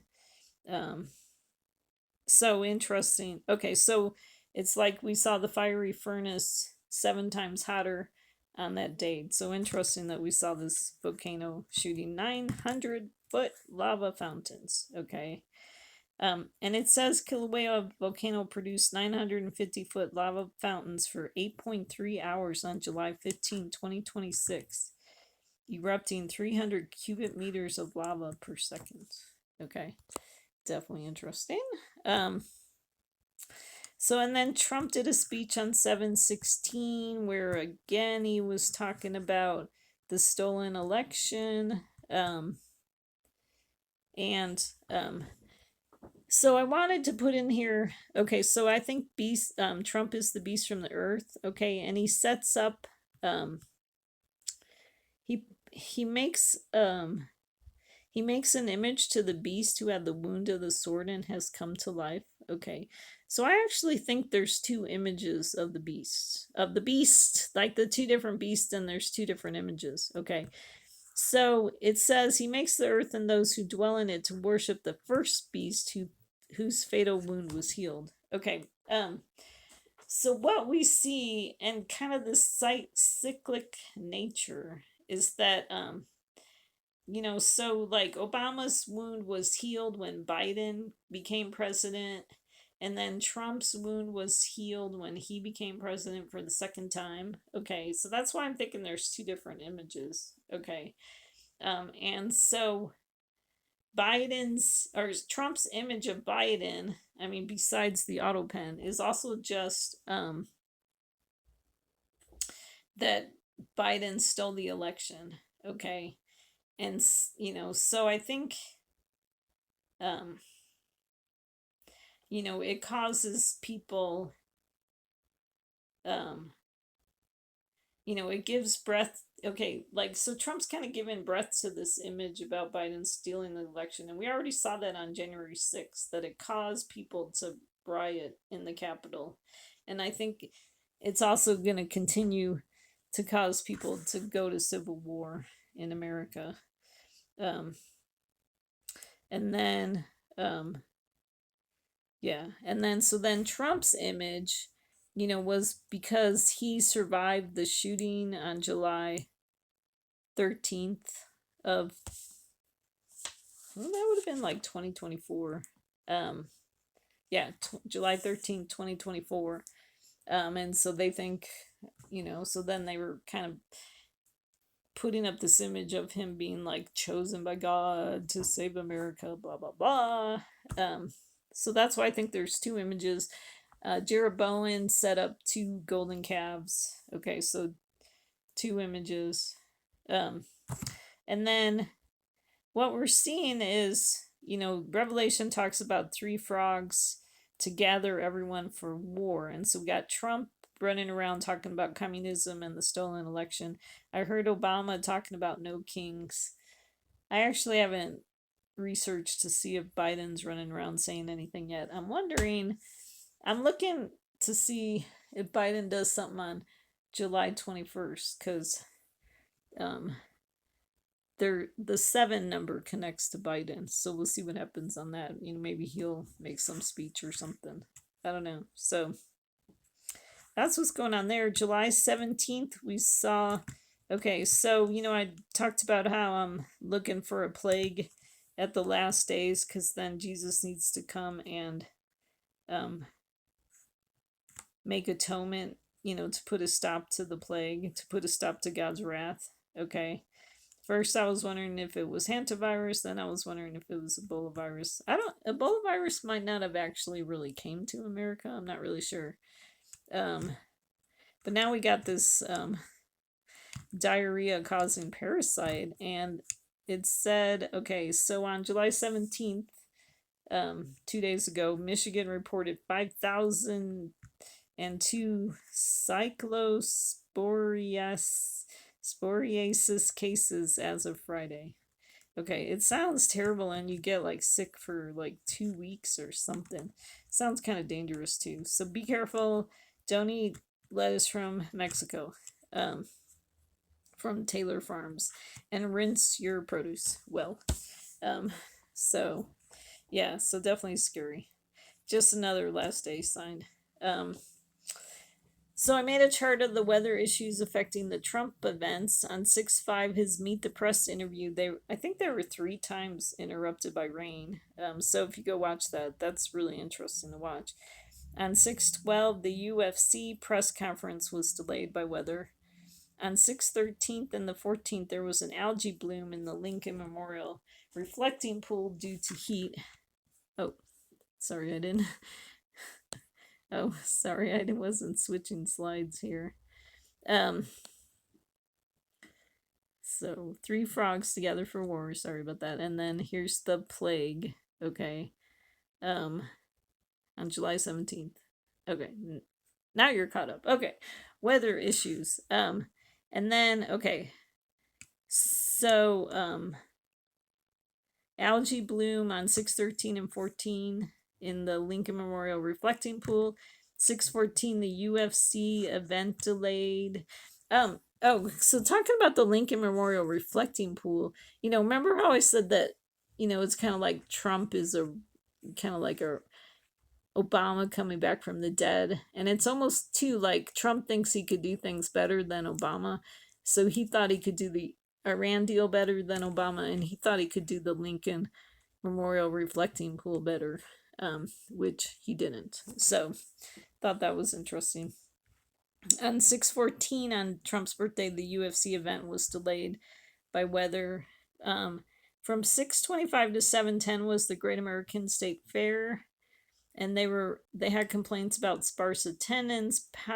They had a power outage. I don't think that wasn't caused by weather, but it did cause their ice cream to melt in the extreme heat.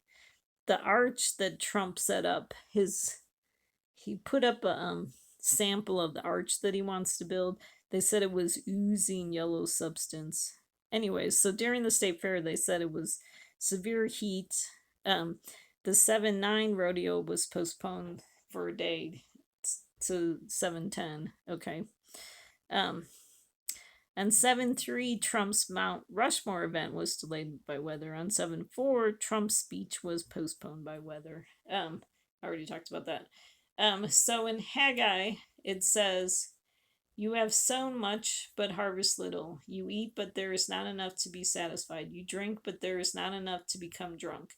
You put on clothing, but no one is warm enough, and he who earn wages to put into a purse with holes. You look for much, but behold, it comes to little. When you bring it home, I blow it away. Why, declares the Lord of hosts? Because of my house which lies desolate, while each of you runs to his own house." Okay, so I wanted to make a list of the weather issues that were affecting Trump because I think it kind of supports my view that Trump, we might be seeing the downfall of Trump, but also too like Trump's been like so blessed through most of his life, and so it's interesting to see God kind of like causing him to suffer judgment too. So definitely interesting. Like I know the rest of us in America, we're all suffering judgment. So I said, remember, we are seeing the second greater Exodus plagues. So I believe we're in the second greater Exodus, and there was the 10 plagues in the first Exodus, but we're in the second greater Exodus. So the plagues are just there's a ton of them. Okay. And like I said, we've been seeing nonstop weather events in the US: fires, floods, heat domes, hail, wind, tornadoes, smoke from Canada, smoke from Canada, and then earthquakes. I mean, not just in the US, but other places too. And then we've also been seeing bear, elk, shark, and buffalo attacks. Like, did you see that one at Yellowstone? The buffalo? I mean, that was scary. So, and then the sea and the waves, we've been seeing riptides and high waves. And then there was, even though there's been extreme heat, like one of the beaches in, what state was that? I think Massachusetts. I think they had to close some of the beaches because of the hot weather was causing some bacteria to grow in the beaches too. You think you can go swim in, but then you can't. So but in Luke 21, we read about this. In Luke 21, it says, "There be signs in sun and moon and stars, and on the earth dismay among nations, and perplexity at the roaring of the sea and the waves, men fainting from fear and the expectation of the things which are coming upon the world. For the powers of the heavens will be shaken. But when these things begin to take place, straighten up and lift up your heads, because your redemption is drawing near." Okay. So I've been saying that for a while, but I really believe it's true now. Okay. So I already talked about this. Trump being connected to the number 47. He's the 47th president. It's interesting, the regime in Iran has been around for 47 years. Pete Hegseth, like the letters in his name add up to 4-7. And 4-7 was the start of the shaky ceasefire this year. King Charles is 4-7, which is kind of interesting.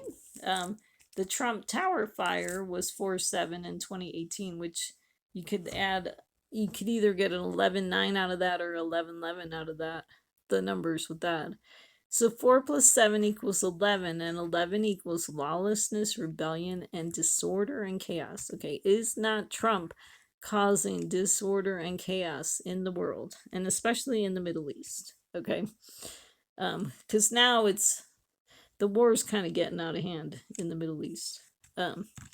Although I just heard today they said it was actually kind of quiet in Israel.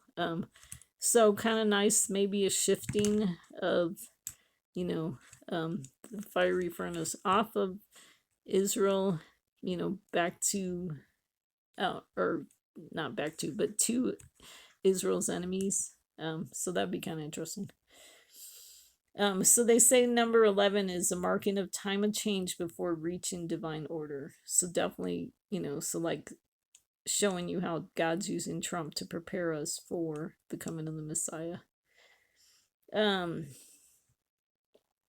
The war that started on 2/28 of this year was 1 year, 1 month, 9 days after 1/20/2025, which was Trump's inauguration. So it hit in 9/11.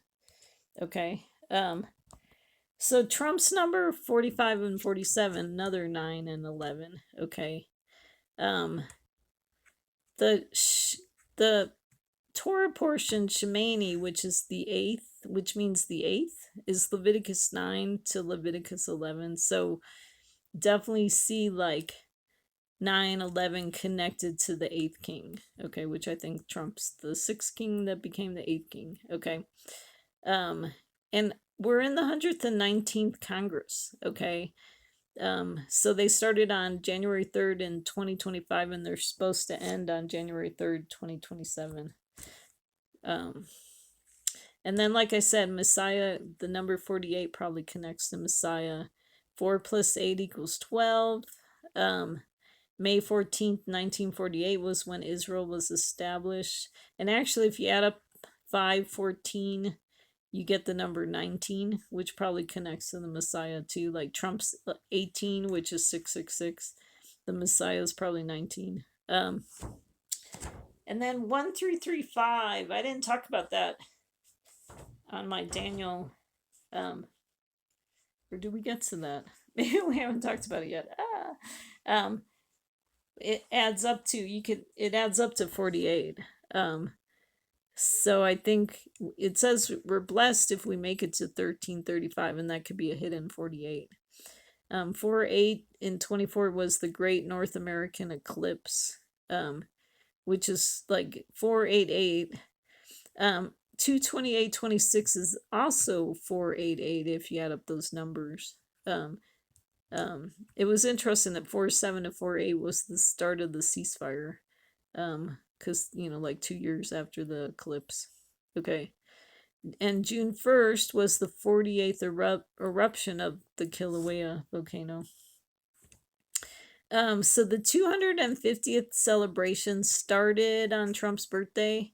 Okay, so the number 250 connects to Korah's rebellion. I talked about this in the last video, but I also figured out that 250 could connect to Christmas on the 25th. Okay. So that would kind of be like two different, groups of people. Like the rebellious people would connect to the 250. But that's the other reason why I'm looking to see the Messiah coming, because we're at the 250th year of America. So that's that. Okay, and then the Genesis 40 birthday prophecy, it talks about like 3 branches equals 3 days, and then 3 baskets equals 3 days. And that's actually a picture of the lampstand with 3 branches on each side. Okay. And I was actually wondering, someone had talked about how they voted for Trump 3 times. Okay. Um, and so I realized that it's like when you have 3 branches of the lampstand on one side and 3 branches on the other, it's like it would include the left side would be 2 times voting for Obama and 1 time voting for Biden. And the right side would be the 3 times that you voted for Trump, even though he lost in one of them in 2020. And then I was thinking the 3 branches connect to the 3 denials of Peter. Okay, is what I was wondering. Okay, um, so the third day, Pharaoh's birthday could be the 9th of Av because that's the date that so many different things happen on the Hebrew calendar. Like the 2 temples were destroyed. Jews were kicked out of Spain. I don't have my list here of what happened on that date, but just a bunch of stuff. It's a bunch of bad stuff. Okay. And then the chief cupbearer could be either Obama or Biden that gets restored, and I think they just get restored for the Civil War because it says he puts the cup into Pharaoh's hands, so the cup of judgment. You know the Biden comes back probably with his people to bring judgment to Trump's peeps. Okay, and then it says he hanged the chief baker. So Trump is the baker who bakes up these stupid ceasefire deals. Okay. And then it says, yet the chief cupbearer did not remember Joseph, but forgot him. So Joseph could be a picture of Jesus's peeps. Um, like, so the chief cupbearer could be the goats in the sheep and the goats parable. Like, we know that the goat is coming back. And I think the goat connects to the people on the left. So because then the goat goes after the ram, if that's how that works, I think. So anyways, so that's that prophecy. Here's the Daniel 9 dates. Okay, just so you know, we are so close to the end. Okay, because this has been fulfilled at least 3 times over. I don't even know Obama's numbers, but there's probably a bunch of numbers connected to Obama too. But in Daniel 9, we see the number 70 years to complete the desolations of Israel, 70 weeks, 7 weeks, 62 weeks, and 1 week. In Daniel 12, we see that expression time, and half a time, which is also found in Revelation. We see the 1290 days and we see the 1335 days. So I really think with Daniel 9, I think when it talks about 70 years, I think what we're really supposed to do is pay attention to what happens on the 70th year of Israel. Okay, and what happened? Trump moved the embassy to Jerusalem. Okay, so I think we're supposed to pay attention to that guy. Okay, like who is he? Okay, and hopefully you're figuring out he's the Antichrist. Okay. So then, okay, so let me read this to you. The deal of the century happened on January 28th, 2020, which was actually 1290 days after 7/18/2016, which was the RNC convention. Okay, like, so that was when Trump first became, like the when he started running for president. Okay, so okay, after the DLC, 7 weeks, 2 days later was the COVID shutdown. There's your 7 weeks. 120 days later was the BLM riots. That number is actually found in the Genesis story. 7 weeks, 2 days later was 6/2/21. That was when Netanyahu was out in Israel. 7 weeks, 4 days later, after the deal of the century, was 6/4/21.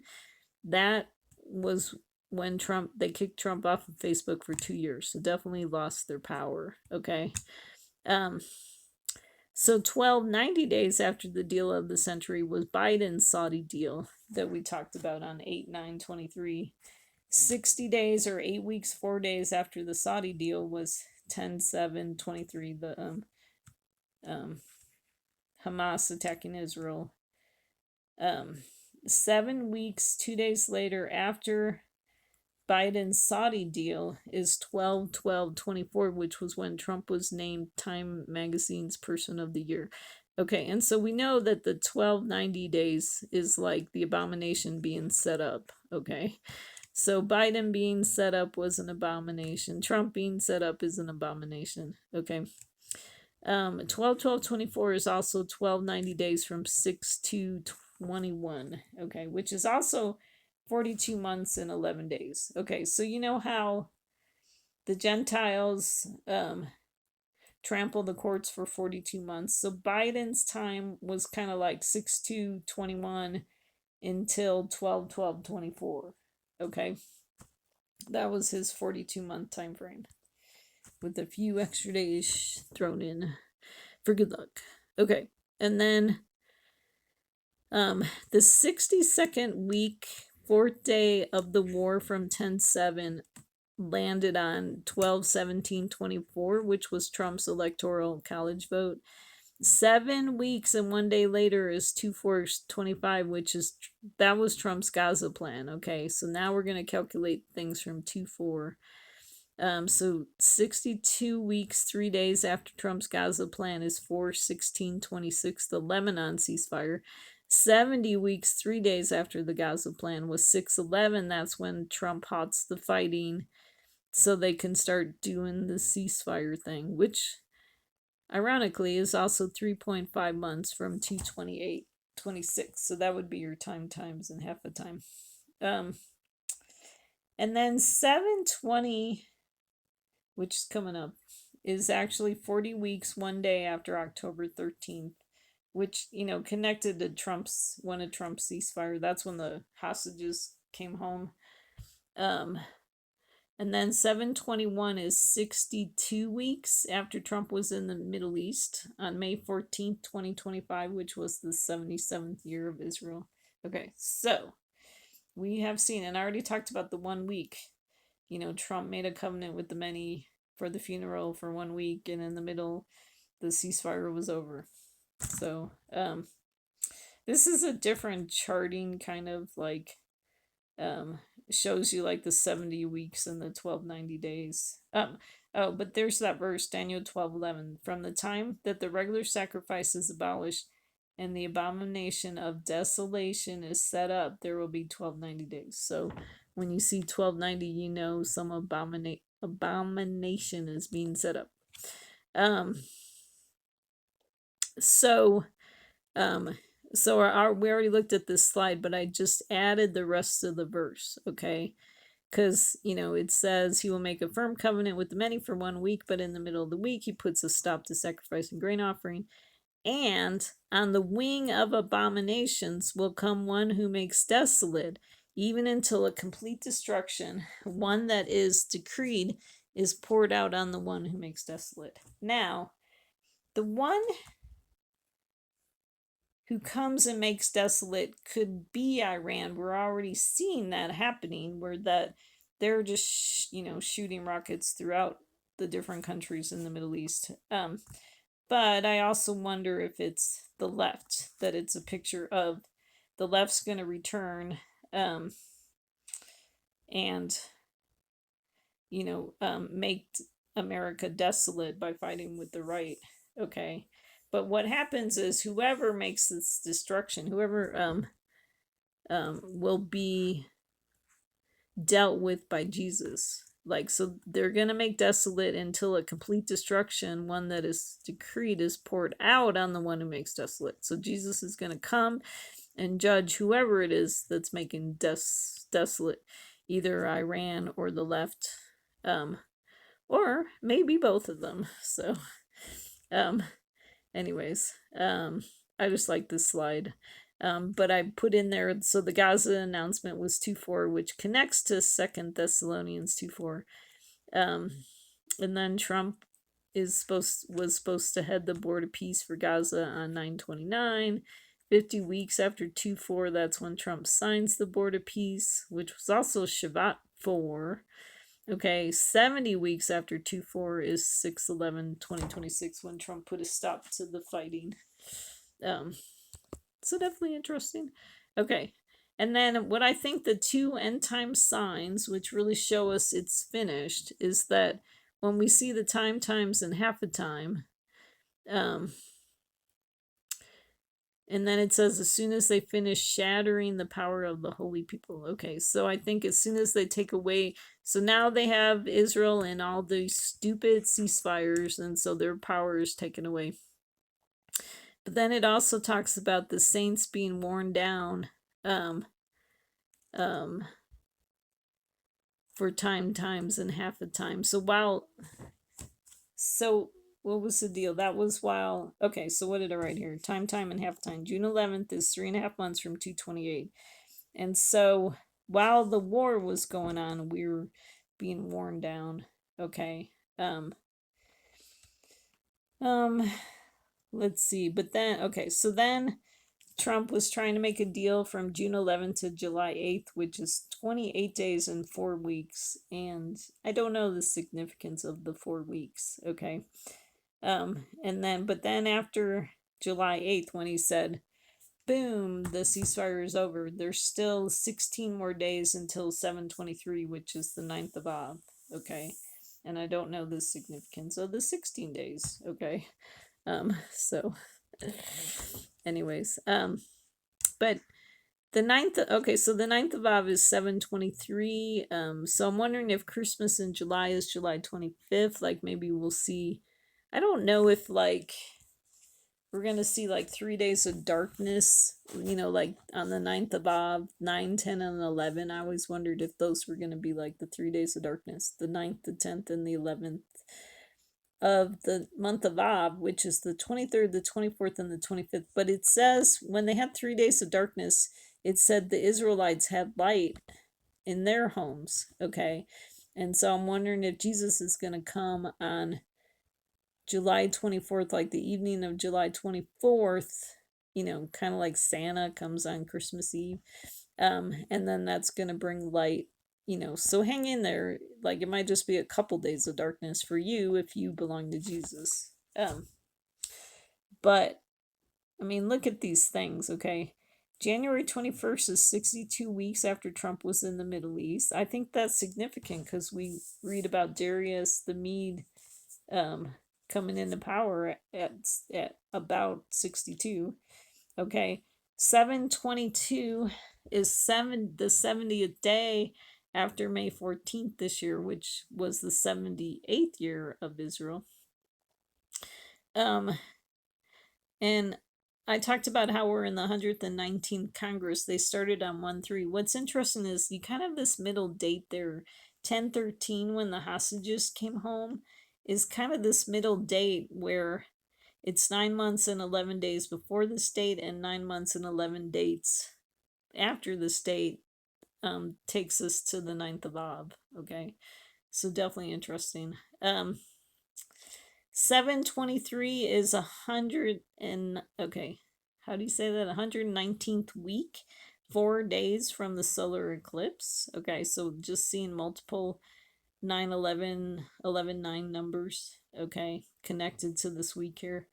7/24 is 7 months from Christmas. Okay, October 15th.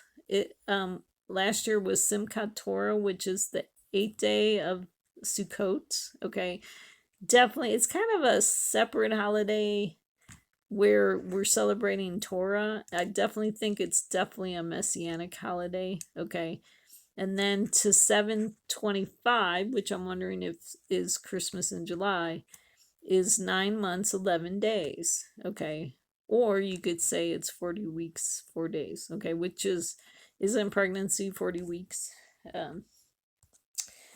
Anyways, and so then I've been saying this in my video all this time, and I forgot about this, that the Jewish people read Jeremiah 9/11 on Tisha B'Av. Okay, and so we got Tisha B'Av coming 7/23, 2026. And so what does Jeremiah 9/11 says? I will make Jerusalem a heap of ruins, of haunt of jackals, and I will make the cities of Judah a desolation without inhabitant. And so I kind of divided up where Jerusalem is America and maybe that's a picture of the lion's den or a picture of the Civil War. And then the cities of Judah could be, so that's Israel, and that could connect to the fiery furnace. I don't know if like Iran, because they actually said Iran's been kind of quiet and not really attacking Israel, but maybe they're storing it up for July 23rd. So we just got to wait and see what happens. But if it does happen, remember that Jesus is going to resurrect them all. Okay. Because, I wonder if the story of Lazarus connects to that. So the great city is split into three parts. The great city could be America. Okay, so we got the left and the right, and Jesus' people in the middle on the dry land with Messiah. We're supposed to stand by and see the salvation of the Lord. We're not supposed to be on the right in the sea of Trump, or on the left, the sea of Biden, Obama, or the Pope. Okay. That's a lot of information, but there's so much important stuff going on. And wanted to share it with you. So hopefully you see that we're fulfilling prophecy. Like I keep thinking of when Jesus, is it Jesus that says to like his disciples, like it could be on the road to Emmaus or whatever, he says, "Oh, you slow of heart to believe all that the prophets have written." So like people just don't think we're fulfilling prophecy, and I see prophecy being fulfilled left and right. So that's why I wanted to get it to you. So hang in there. I think Jesus is right at the door. God said he was going to cut the time short. So I think the wrath that Trump unleashed by his stupid ceasefires, God's going to, put an end to that. Otherwise, no one will survive. So that's what I'm thinking. So thank you so much for tuning in. I pray for God's grace to wait and attain for the coming of the Messiah. So hang in there. Be blessed.